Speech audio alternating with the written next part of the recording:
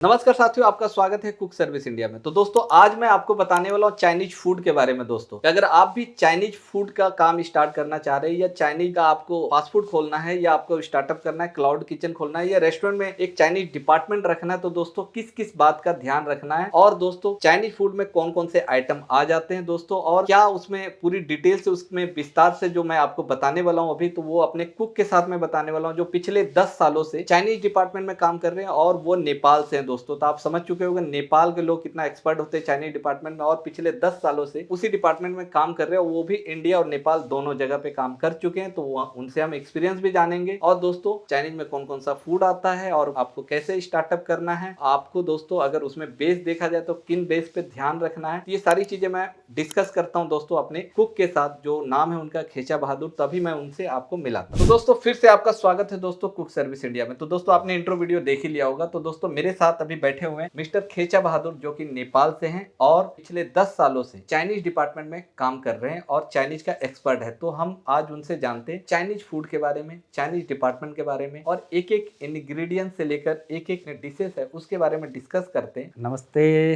दोस्तों, मैं आज कुक सर्विस इंडिया में आया हूँ। ये सर बैठे हैं हमारे साथ और मैं काफ़ी टाइम से परेशान भी था और मैं नेपाल से आया था तो जॉब के लिए मेरे को मेरे फ्रेंड ने एडवाइस दी और उसने मेरे को वीडियो वगैरह दिखाए। तो वीडियो वगैरह देख के मेरे को अच्छा लगा और मैं यहाँ पे आया हूँ। मैं चाइनीज़ का 10 साल से मैं कर रहा हूँ दिल्ली के अंदर। तो बहुत सारी चीज़ें ऐसी होती हैं कि अगर आप स्टार्टेड कर रहे हैं तो एक डर लगा रहता है कि मैं कहाँ पे जाऊँ, किसके थ्रू जाऊँ, कोई अगर आपके साथ नहीं है। मैं तो ये कहूँगा कि अगर आपके पास सपोर्टिंग अगर कोई नहीं है, सपोर्ट अगर आपको कोई नहीं कर सकता है, तो कुक के लिए ये कुक सर्विस इंडिया बहुत बढ़िया है। मैं भी अपने फ्रेंड के थ्रू, और आप देख सकते हैं यूट्यूब में भी है, गूगल में भी आप सर्च कर सकते हैं। मेरे को बहुत अच्छा लगा, मैं यहाँ पे आया हूँ और मैं आज गुजरात जा रहा हूँ, अहमदाबाद में सर के थ्रू जा रहा हूँ। मेरे साथ साथ और भी बहुत सारे लोग यहाँ इनके साथ जुड़ के बहुत जगह जगह जा चुके हैं। मैं इनके लिए तारीफ और क्या करूँ, मुझे नहीं आता, सॉरी। तो दोस्तों आपने सुन लिया, बहुत सारी तारीफ इन्होंने कर दिया। समझो कि बहुत सारी चीजें जब वर्ड ना हो तो समझो कि बहुत सारा तारीफ हो गया। तो दोस्तों सबसे पहले आज जानते हैं हम अपने कुक से, मिस्टर खेचा बहादुर से, कि अगर आजकल लोग जो चाइनीज फूड स्टार्ट कर रहे हैं, चाइनीज वैन स्टार्ट कर रहे हैं या चाइनीज का रेस्टोरेंट स्टार्ट कर रहे हैं, किन किन बातों का ख्याल रखना चाहिए और कौन कौन सी डिशेस उनको ऐड करना चाहिए अपने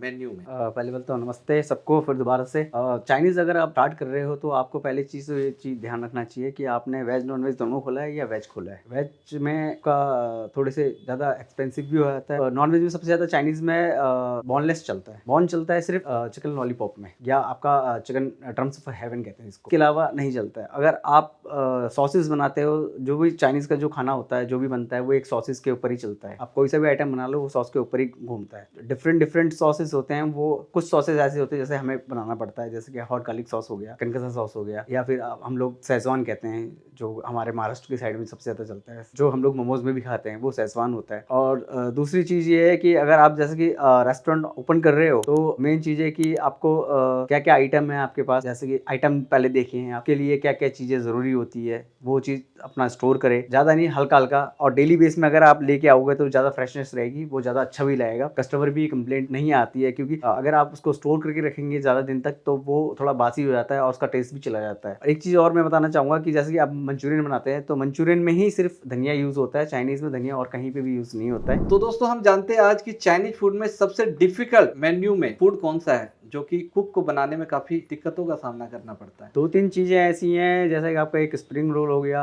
थुक्पा हो गया, मंचूरियन। जो स्प्रिंग रोल का जो पत्ता निकालते हैं वो डिफरेंट होता है निकालने में, क्योंकि मेन उसी पे होता है। और जो हम उसका जो मीज़ा रेडी करते हैं हम लोग, जो ऑनियन कैप्सिकम वगैरह हम डाल के, जो उसका आपने देखा होगा, जो अंदर जो फीलिंग्स होती है, उसका पानी जब तक निकलता नहीं है उसको भरने में दिक्कत होती है, ताकि जब हम आगे कस्टमर को दे ऑयल में फ्राई करके तो उसमें ऑयल भी नहीं जाना चाहिए, ना बाहर की साइड में ऑयल। दूसरी चीज़, आपको अगर मंचूरियन है, मंचूरियन इतना सॉफ्ट होना चाहिए कि अगर आप टच करके ऐसे करके स्पंज करो तो स्पंज के टाइप में लगना चाहिए उसको। और तीसरी चीज़ थुक्पा। थुक्पा क्या होता है कि उसके अंदर जो मसाले होते हैं वो सिर्फ मसाले का ही गेम होता है उसके अंदर। लोग तो कहते हैं कि जैसे कि नूडल सूप पी लिया वैसे थुक्पा होता है, बट वो नहीं है। उसके अंदर जो इंग्रेडिएंट्स होते हैं और जो उसके अंदर जो मसाले डले जाते हैं तो उसका एकदम बारीक से फ्लेवर, जितनी बाइट आप लोगे, जितना सूप स्पून से लोगे आप, तो उसका एक एक फ्लेवर आना चाहिए। तो दोस्तों मैं आपको बताता हूँ कि चाइनीज़ में जो सबसे ज़्यादा टफ जो स्टार्टिंग अगर हम करते हैं तो वो होता है कटिंग, क्योंकि चाइनीज़ में बहुत तरीके की डिशेस होते हैं जिसमें सबका डिफरेंट डिफरेंट कटिंग होती है, उसका एक अपना अपना शेप होता है। जैसे कि हम नूडल्स लेते हैं तो नूडल ठीक है, जैसे अगर हक्का नूडल लेते हो तो उसकी डाइस कटिंग होती है। हम लोगों ने कई बार हम लोग चिल्ली पोटैटो खाते हैं तो आप लोगों ने देखा होगा उसमें ट्रायंगल शेप के डाले होते हैं, वो ट्रायंगल शेप उसमें नहीं जाता है, उसमें लच्छे जाता है मगर थोड़ा मोटा जाता है। और जो ट्रायंगल शेप जाता है वो जैसे कि चिल्ली चिकन हो गया या चिल्ली पनीर हो गया या